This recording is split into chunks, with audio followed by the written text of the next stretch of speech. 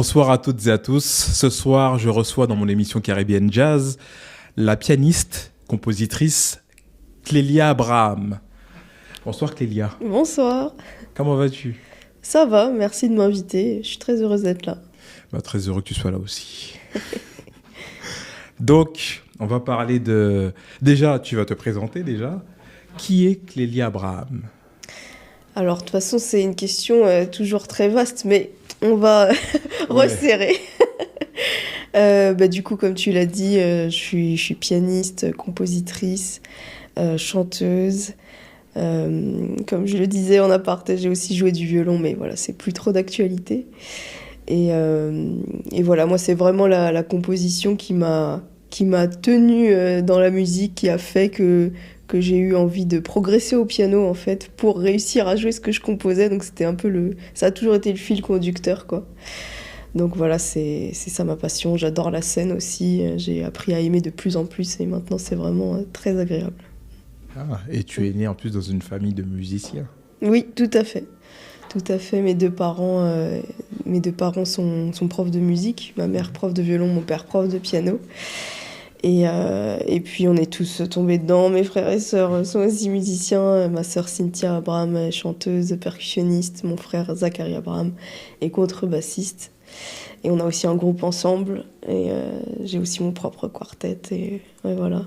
Vous avez sorti un album, tous les trois, qui s'appelle Abraham Réunion. Oui, c'est ça. C'est aussi le nom du projet. Ouais. Et on invite différents batteurs dans l'album. Et là, on va en faire un deuxième. On invite aussi d'autres batteurs. Voilà, on a pas mal tourné jusque-là avec Thilo Bertolo, Arnaud Dolmen, qui sont deux batteurs emblématiques de la scène antillaise. C'est vrai. Et c'est vrai que j'ai eu l'occasion d'échanger avec eux, de les recevoir dans cette émission aussi. Donc, c'est de grands batteurs. Tout à fait, tout à fait. Et comment, toi, tu te définirais, en fait? Je veux dire, dans ton jeu, dans ton style, dans ton approche musicale. Comment je me définirais dans mon style et dans mon approche, je dirais que je suis très influencée par la musique guadeloupéenne parce que vu que ma mère est de France hexagonale et mon père est de Guadeloupe, et vu que j'ai grandi près de Paris, et que j'ai peu baigné dans la culture antillaise, j'ai eu vraiment besoin de renouer avec ses racines paternelles. Et donc du coup, voilà, j'ai écouté les rythmes, je me suis inspirée de cette richesse pour composer. J'adore me mettre des tournes de rythmes traditionnels et pianoter par-dessus et trouver des idées comme ça m'inspire énormément en fait. Et donc, du coup, mon approche, je dirais que c'est ça. Et voilà ce qui me vient là tout de suite. Ouais, et puis, tu as écouté beaucoup de styles différents. Oui, aussi, ouais, carrément. C'est vrai que c'est bien de le mentionner. Donc, il y a ça. Et aussi, j'adore la New Soul, j'adore la musique de l'île de la Réunion. La musique brésilienne, on en écoutait quand j'étais enfant. Ma mère a fait un disque pour enfants autour de la musique brésilienne, donc du coup j'ai été en contact avec ça. Et puis franchement j'écoute aussi du hip-hop, un tout petit peu de rock, de la techno, enfin voilà, c'est assez vaste. Ouais, de toute façon, ça s'entend. Du jazz, évidemment, faut le dire. Ah oui, parce que quand même, je l'attendais. C'est vrai que c'est la base du truc, quand même. Ouais. T'as écouté qui comme compositeur ou même... Comme jazzman? Ouais. Déjà, dans notre adolescence, c'était mon grand frère Zach qui mettait la musique. Et il nous mettait du Miles Davis beaucoup. Et il nous racontait des histoires et tout. Du coup, j'ai appris aussi à avoir un imaginaire autour de la musique. Et donc, il nous a fait écouter. Enfin, je me souviens surtout de ça. Après, moi, dans mes études, j'ai évidemment écouté tous les grands et relevé aussi tous les grands pianistes, Herbie Hancock, Chick Corea, Bud Powell. Après, moi, de mon côté, je me faisais plaisir avec des gars plus récents comme Robert Glasper, Aaron Parks, Gerald Clayton. J'ai adoré relever tous ces gars. Et voilà, j'en oublie plein. J'ai fait mes classes, j'ai écouté un tas d'artistes. Ouais. Alors, quand tu dis relever, c'est rythmiquement, c'est-à-dire que tu prenais une partition et puis tu transcrivais ce que tu entendais, ou tu le faisais en jouant directement? En fait, quand je dis relever, c'est relever les solos, parce que c'est une géniale façon d'apprendre qui est assez répandue dans le jazz. Et donc j'écoute et je relève et je prends phrase par phrase, on va dire, et je mets en boucle, jusqu'à pouvoir jouer tout le solo, relever tout le solo et pouvoir le jouer. Et c'est une super école pour apprendre à improviser. Ouais. Donc voilà, c'est une étude en profondeur du musicien en question, du coup. Ouais. Et vu qu'on parle d'études, toi, tu as fait un cursus classique, c'est ça? Voilà, beaucoup de classiques, ouais. Jusqu'à mes 18 ans, en fait, j'ai commencé la musique à 4 ans par le violon, le piano à 7 ans, et jusqu'à mes 18 ans, c'était plutôt du classique. Je faisais un tout petit peu, j'écoutais un peu de jazz, mais voilà, j'accrochais pas trop en fait. Et c'est vraiment... Donc à 14 ans, j'ai lâché le violon et je me suis concentrée sur le piano, mais j'ai fait encore 4 ans de classique à fond. Et j'ai eu mon DEM, et ensuite, fallait un peu faire un choix, parce que de continuer à progresser en piano classique, ça demandait des heures et des heures. Et je pouvais pas faire du jazz en même temps, et je commençais à vraiment avoir envie d'en faire. Et du coup, voilà, c'est là que j'ai lâché le classique pour le jazz à mes 18 ans, et que je suis rentrée au conservatoire de Bobigny. Après, j'ai fait des conservatoires à Paris, le CRR de Paris, puis en dernier, le CMDL, l'école de Didier Lockwood. Donc voilà, ça a terminé par quelques années d'études du jazz. Ouais.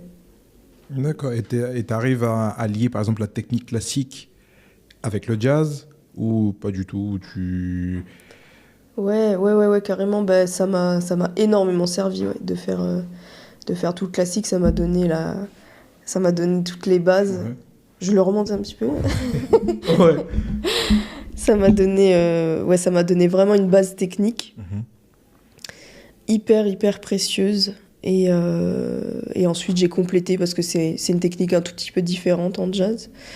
Donc, j'ai d'autres profs qui m'ont appris aussi d'autres techniques pour compléter. Et ouais, voilà, ça m'a vraiment servi. Ouais.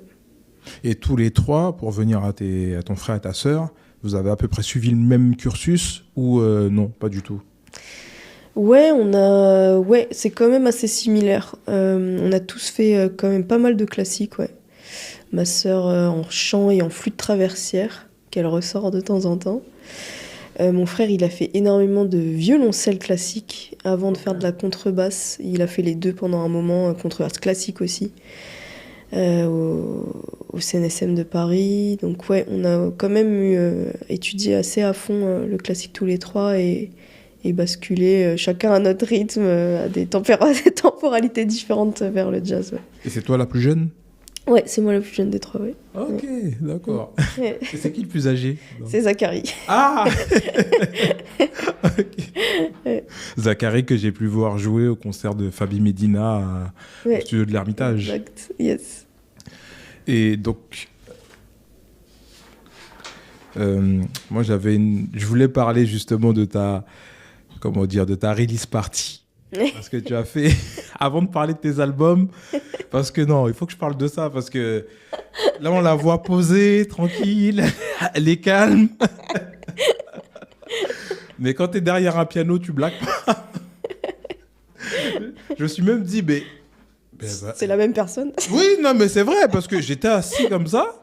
Et puis, à un moment donné, je me suis carrément, tu vois, il y a le couloir, je me suis carrément mis dans le couloir, parce que je me suis dit, c'est pas possible. J'ai dit, mais on a l'impression, en fait, que tu es tellement habité dans ce que tu fais, que tu joues, et à un moment donné, tu avais une façon de jouer, on avait l'impression vraiment que tu allais défoncer le piano. Ah ouais. Il n'y a pas d'autre mot, en fait.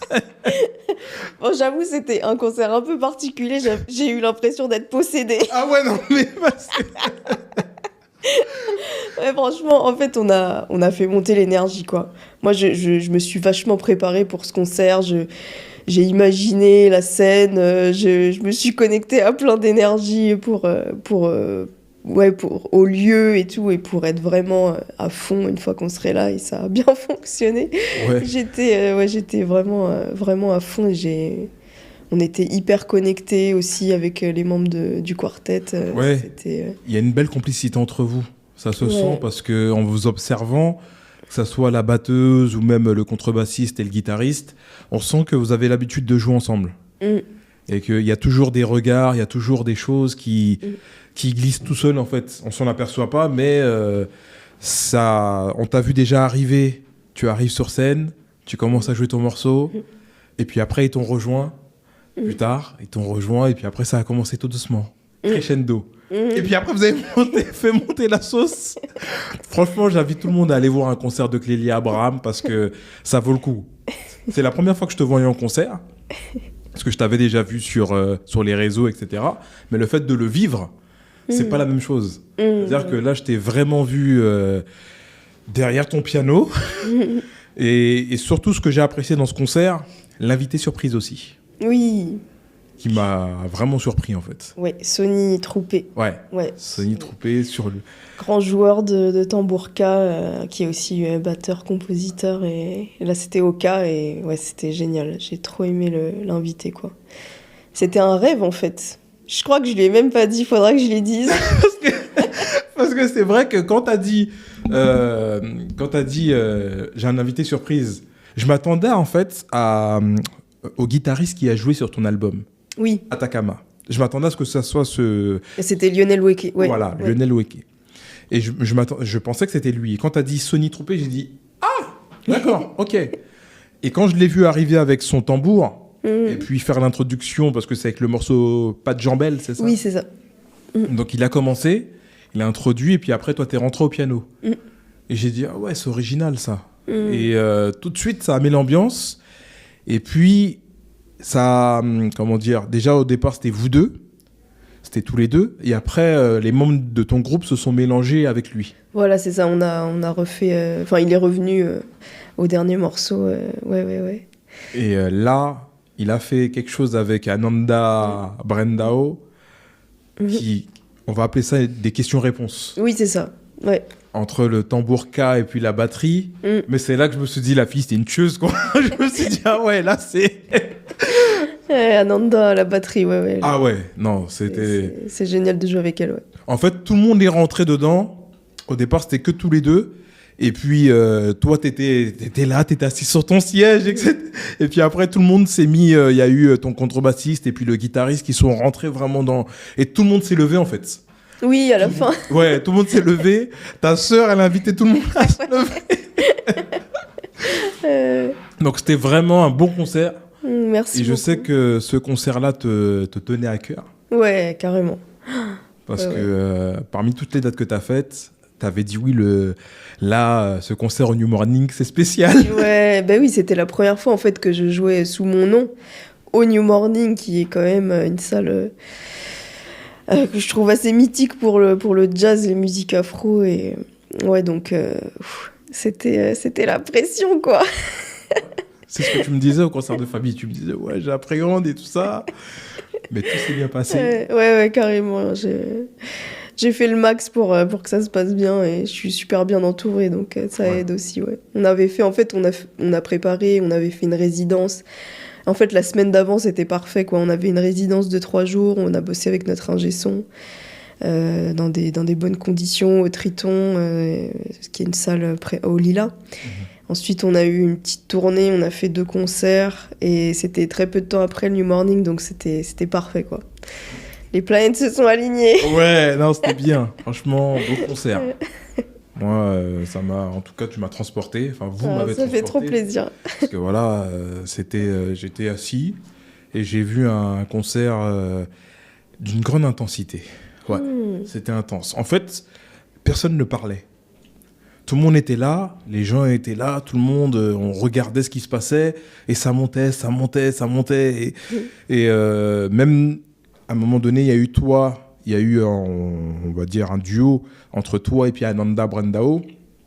Et puis, il y a eu aussi le guitariste et le contrebassiste qui ont fait un duo aussi. Enfin, chaque membre de ton groupe avait un duo, avait son solo, avait son moment en fait.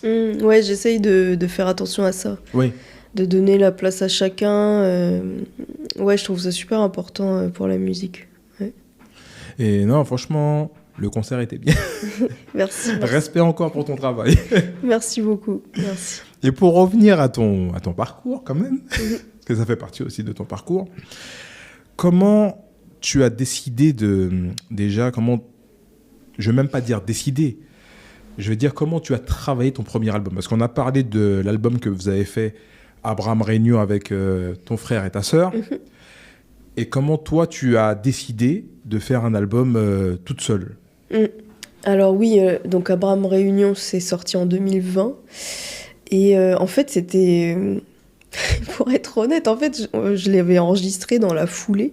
Mais il est sorti bien après. Il est sorti en 2022, l'album que j'ai fait sous mon nom, qui s'appelait donc La Source, qui s'appelle encore.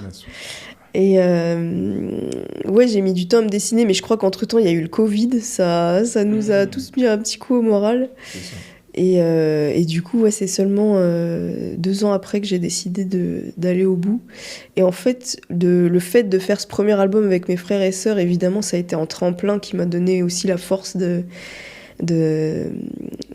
faire aussi quelque chose sous mon nom, en fait. Parce que j'avais écrit 80% de la musique avec mes frères et sœurs. Et de voir déjà qu'il y avait un accueil qui était plutôt positif, ça m'a vachement encouragée pour oser faire sous mon nom ensuite, ouais. Ouais, parce que c'est un album qui a un beau concept. J'aime bien. Et puis vous parlez à un moment donné de votre... je crois que c'est Cynthia qui chante sur 2 versions différentes.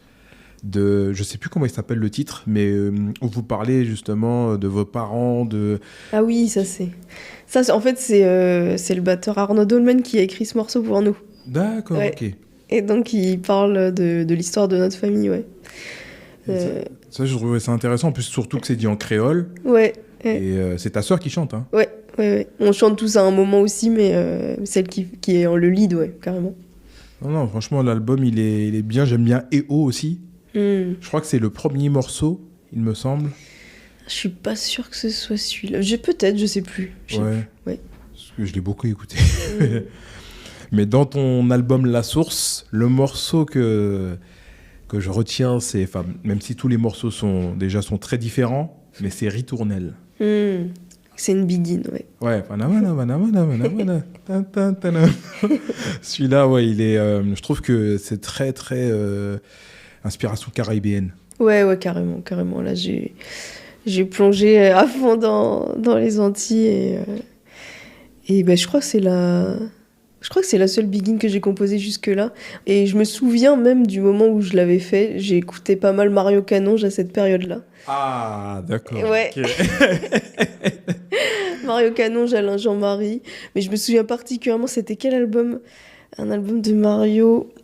J'ai plus le titre, mais il y avait un album en particulier qui tournait en boucle Mario chez Canonge. nous. Ouais. Ah. Mais j'ai plus le titre, ça me reviendra. Mais...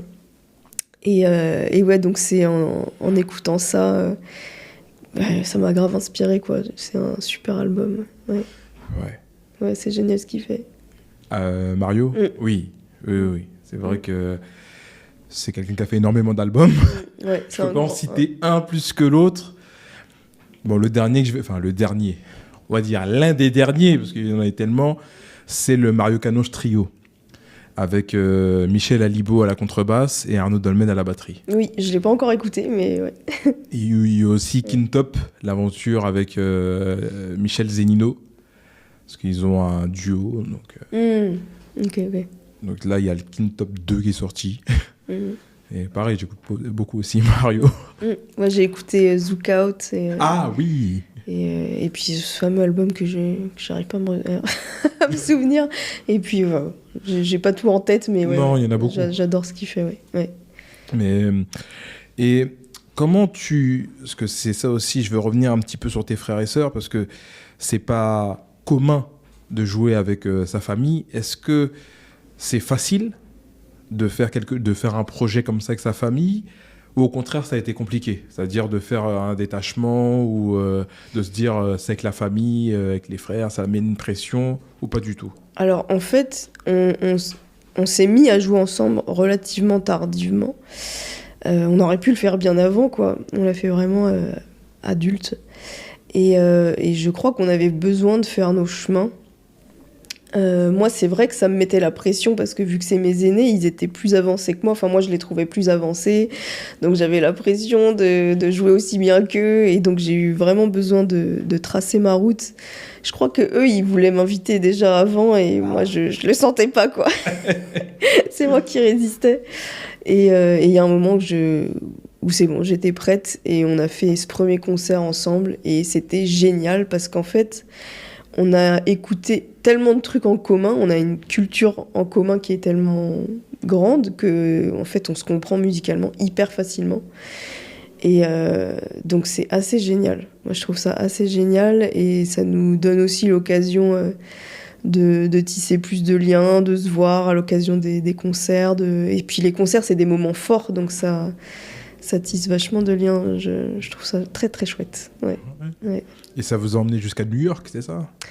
Est-ce qu'on a joué avec ce... Oui, tout à fait. Oui, c'était il y a 3 ans, donc j'ai... New York, oui, Haïti c'est aussi. vrai. Oui, tout à fait, tout à fait. C'était incroyable. On a joué au Smalls à New York. Je me souviens de ça parce que c'est aussi un club dont on entend souvent parler dans le jazz, qui est assez mythique. Pareil, j'avais la pression. Je me disais, si ça se trouve, ceux qui sont là, c'est des étudiants de Berkeley. Mais ça s'est super bien passé, ouais. Et t'as... Comment dire, enfin, parce qu'à New York, il y avait il y avait des gens qui connaissaient votre musique ou non, c'était vraiment des gens qui découvraient ce que vous Ouais, faisiez? je pense qu'ils découvraient. Ouais. Et l'accueil a été comment? Bah, c'était cool. Ouais. Cool. Ils ont bien aimé, puis ils sont enthousiastes, quoi. C'est un autre public qui manifeste plus son enthousiasme qu'en France. Est-ce qu'il y a des petites anecdotes? Alors, ça remonte trop. Ah. J'ai pas de... Non, j'en ai pas qui me viennent.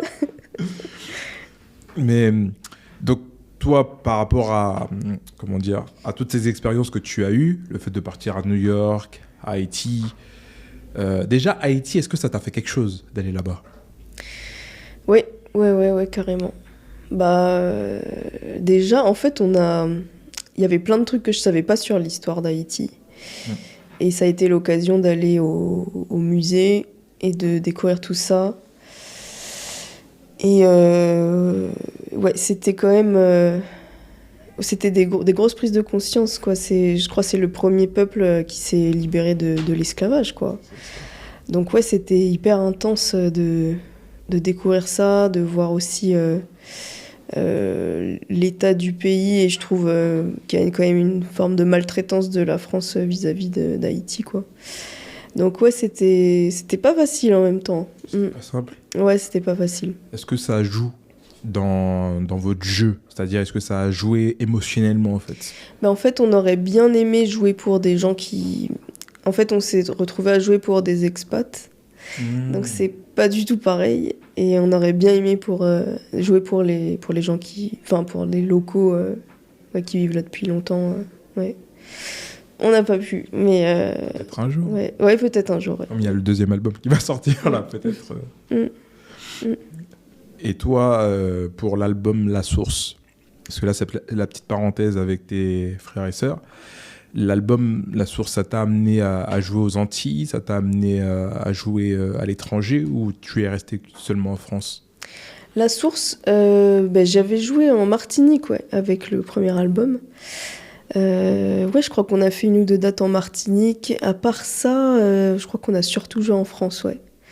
Mais j'ai eu de la chance parce que j'ai eu des super festivals qui m'ont contacté, notamment le festival de piano de la Roque d'Enterron, qui est quand même un festival international. Ouais, j'ai plus tout en tête, mais c'est assez vite parti dans des bonnes conditions. Et ouais, il y a eu un bel accueil, ça fait plaisir. Ouais. Ah, donc ça t'a amené à tourner pas mal, en fait. Ouais, on a fait, je crois qu'on faisait 15 dates par an, donc à peu près 45 dates pour un premier album, c'est cool, quoi. Ouais. Bah, clair.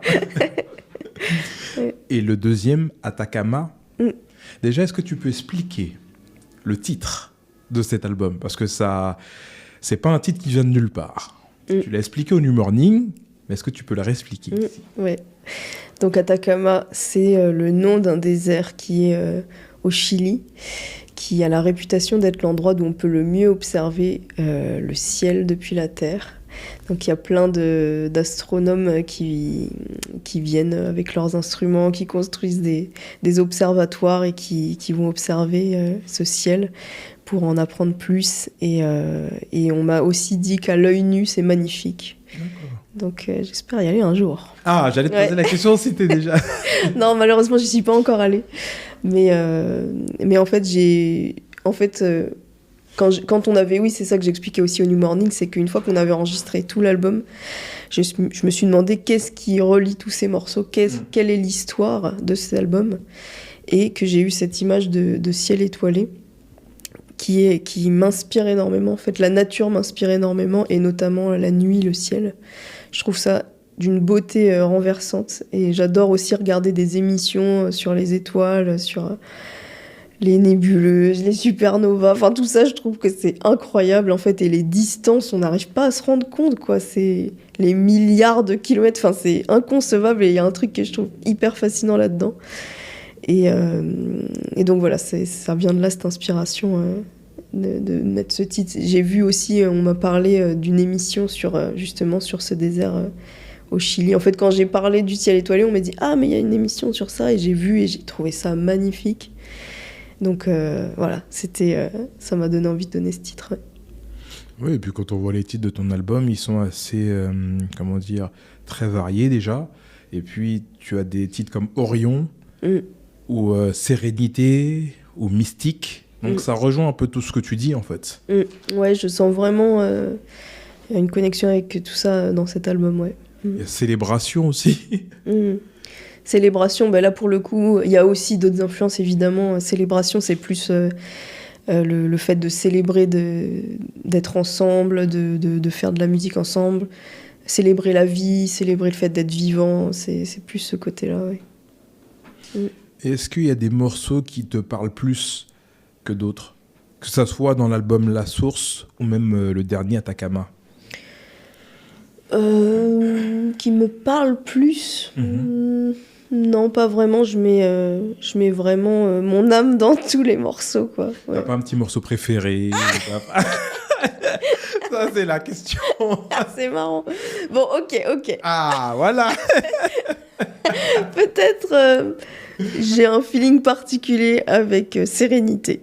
Ah, il est spécial ce titre. Et d'ailleurs, c'est pour ça qu'on a décidé de le mettre en premier morceau d'ouverture du concert.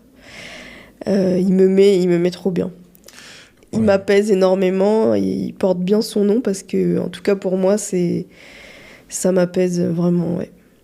Je l'ai là dans la tête. Il a une vibration, je trouve, apaisante, quoi. Oui, c'est vrai que effectivement, quand tu l'as joué, j'observais la salle, parce que j'aime bien, je suis dans une salle de concert, observer les gens, l'attitude et comment les gens ressentent les morceaux.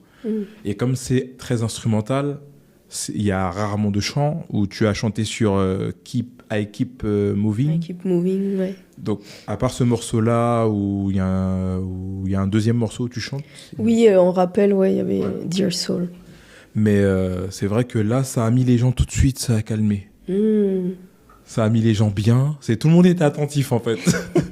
Je regardais, il n'y avait pas beaucoup de gens sur leur téléphone, en fait. Ah, c'est bon à savoir. Non, parce que j'observe, tu vois, je regardais par rapport à la première partie, Gilda, qui a très bien, parce qu'il faut parler d'elle aussi. Ouais. Elle a très bien, elle a fait monter la pression crescendo. Bel univers aussi. Ouais, génial. Mais c'est vrai que pour revenir à Sérénité, c'est un titre qui a vraiment au départ apaisé les gens. On était limite en méditation. Et puis ça montait petit à petit. Ouais, je vois. Ah ben, ça me conforte. Je suis ravie que t'aies senti ça et qu'en observant la salle, t'aies eu aussi cette impression. Et du coup, c'est cool. C'est raccord avec nous parce que nous aussi, ça nous met dans un mood où c'est bon, on arrive, on se pose. C'est ça. Pas de pression, on commence tranquille. Et c'est ça, en fait, c'est une espèce de méditation, c'est vrai. Ouais. C'est ça. Ouais. Parce que l'album, quand tu l'écoutes, il commence pas en méditation. J'ai mis quoi en premier, je sais plus. L'album, quand il démarre, en fait, j'ai mon téléphone, non mais... Voilà, je vais sortir les... Comment dire? Non, il faut dire les choses. Ouais. Je l'ai là, parce que je l'écoute souvent, en fait. Ça démarre par Orion. Ah oui, oui, oui. Donc ça démarre direct, en fait. Ça me revient, effectivement. Ça démarre par Orion, donc on est tout de suite lancé... Ouais. C'est une autre histoire, en fait. Oui, c'est Ça, pas pareil. Ouais, on peut raconter les choses dans différents ordres, ça donne d'autres histoires. C'est ça. Ouais. Mais j'ai trouvé ça bien, en fait, quand t'as commencé. J'ai écouté l'album. Enfin, j'ai regardé par où, parce que j'avais pas la setlist. Mais enfin, tu m'as envoyé par Instagram les noms. Enfin, le nom de l'album que t'avais joué.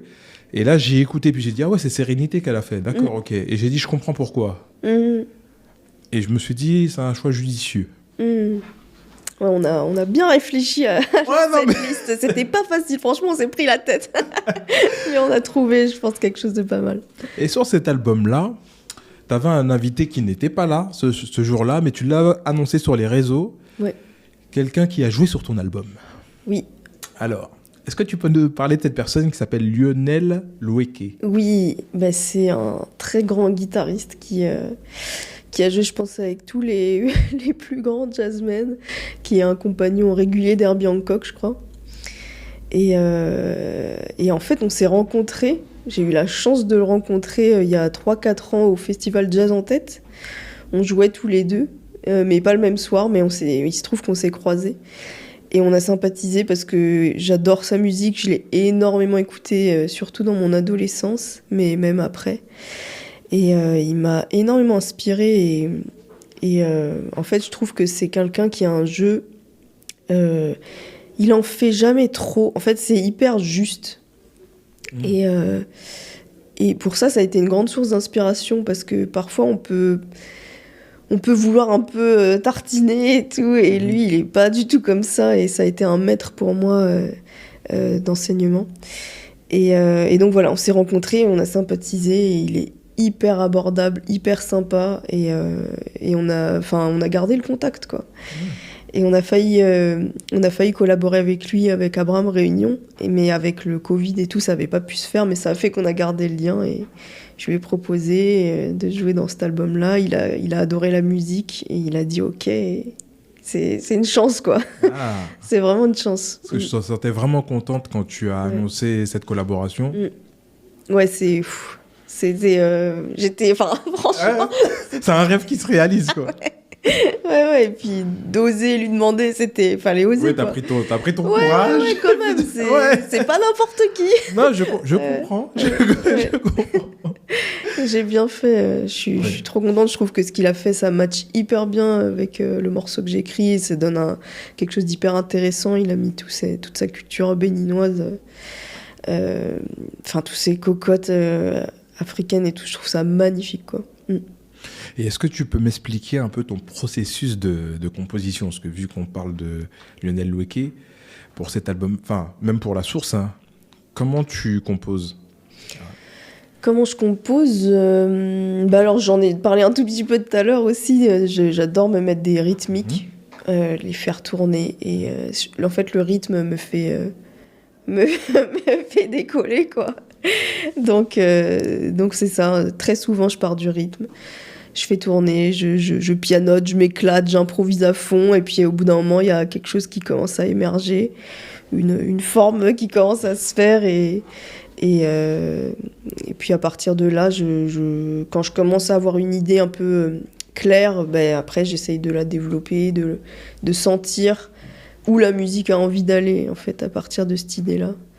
Limite, j'ai l'impression que c'est pas vraiment moi qui décide. Ça va tout seul, en fait. Ouais, c'est ça, ça appelle à aller à tel endroit, et j'essaye de suivre le courant, quoi. Et tu le fais en général toute seule, en solitaire, ou tu le fais en groupe? J'adore le faire toute seule. Ah, ok. J'avoue, Non, mais c'est comme ça que tu ressens les choses. Ouais, c'est un peu une espèce de méditation aussi, où je suis à fond dans mon truc, et...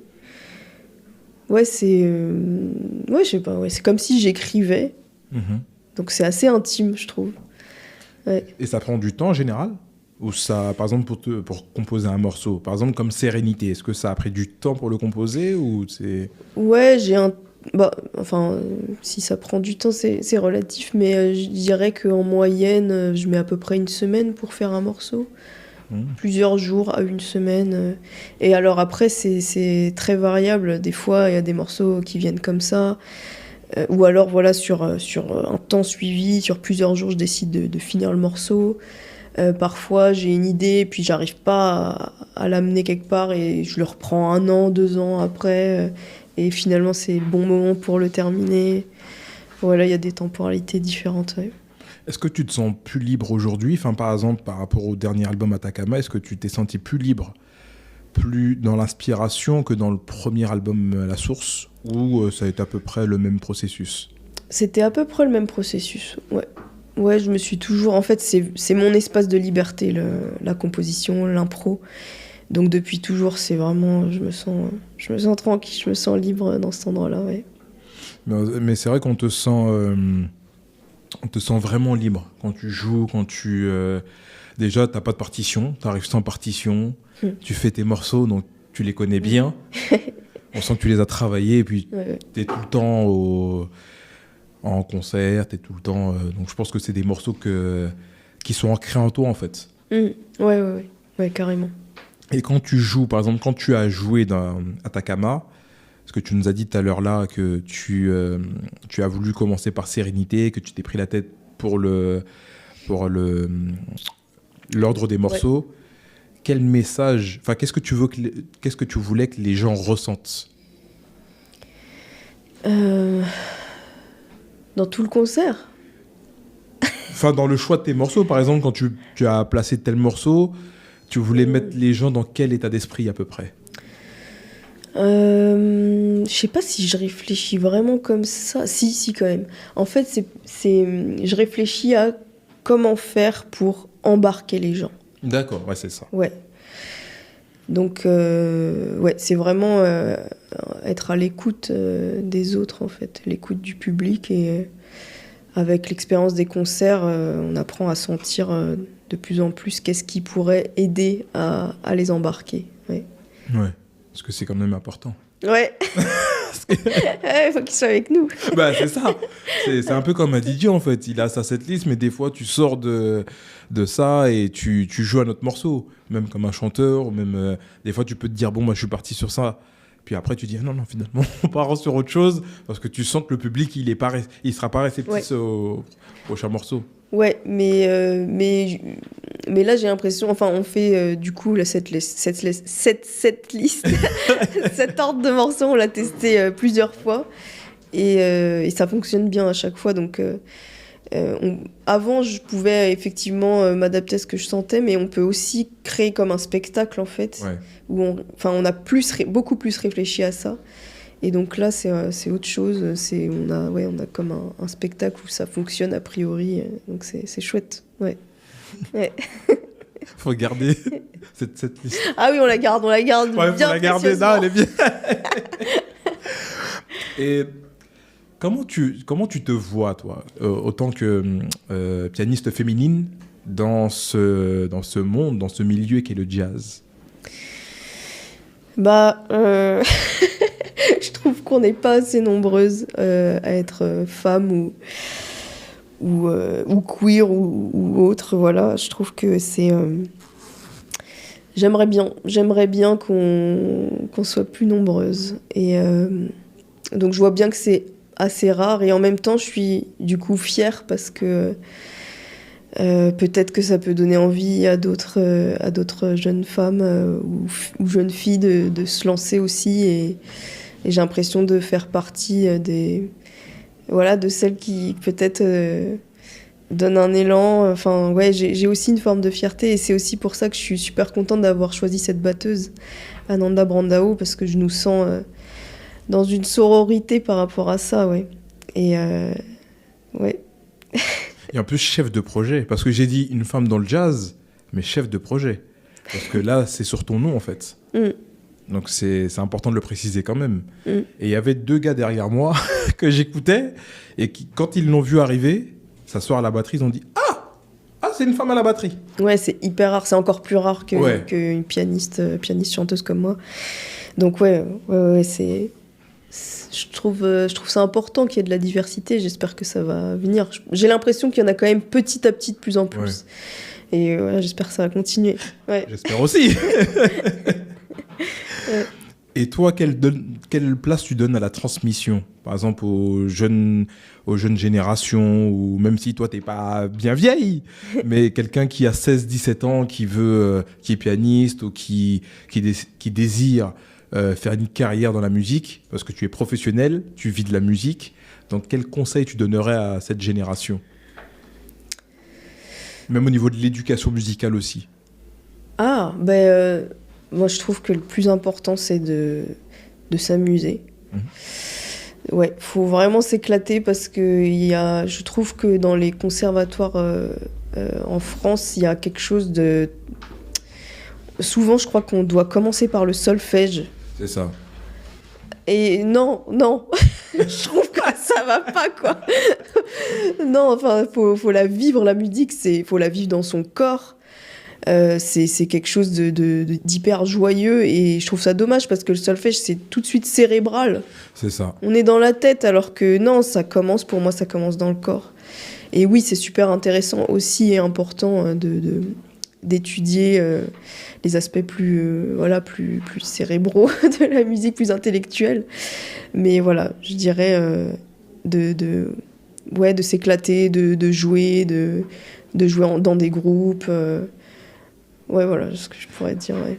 Et est-ce que, en tant que pianiste de jazz, est-ce que tu trouves que c'est plus compliqué, par exemple, de se faire connaître en tant que pianiste de jazz ou en tant que pianiste, par exemple, d'un autre style musical? Je dirais, il y a plein de styles de chez nous. Je parle des Antilles, par exemple, comme le dancehall ou comme le reggae. Est-ce que tu trouves que c'est plus compliqué de réussir dans ce monde qu'est le jazz?